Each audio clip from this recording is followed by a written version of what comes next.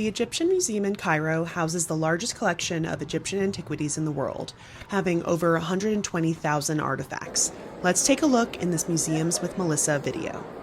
If you've never seen this series before, it's honestly understandable because I haven't posted one in a while.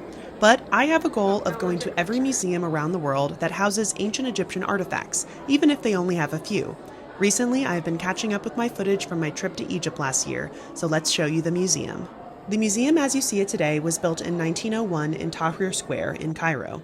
There had been an earlier museum established in 1835 near Ezbekay Gardens, but the artifacts were later transferred to the Cairo Citadel and later gifted to the Archduke of Austria in 1855. Another museum was established in 1858 in the Bulaq neighborhood of Cairo by the newly founded Antiquities Department. This one became quickly overcrowded and the artifacts were moved to a palace in Giza until the new building was completed. The Egyptian Museum was originally opened on the 15th of November 1902.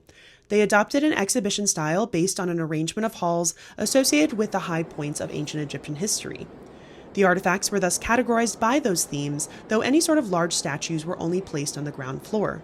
Because of the increase of archaeological excavations in Egypt in the early 1900s, the museum began to quickly fill with artifacts, so much so that it resembled a storage facility.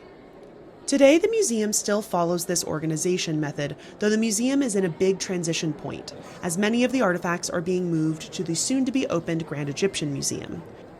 The items of Tutankhamun took over much of the second floor and is now being moved to the Grand Egyptian Museum, so it was looking pretty sparse when I was there last year.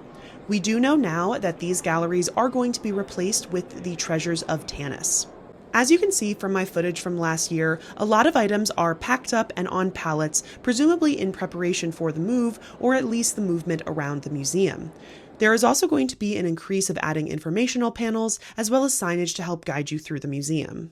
While the first floor mainly goes by chronological order, the second floor is more based on different themes, and there are some areas that are dedicated to one particular tomb, like those from the tombs of Yuya and Tuya, as well as sections that group items that are of similar themes together, even if they are coming from vastly different time periods.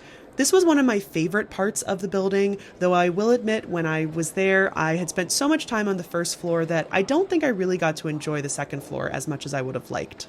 I can't wait to go back to this museum and see how it has changed, and to hopefully see items that have been pulled from storage or in the basement, which are usually items that have never been on display in its over 100-year history.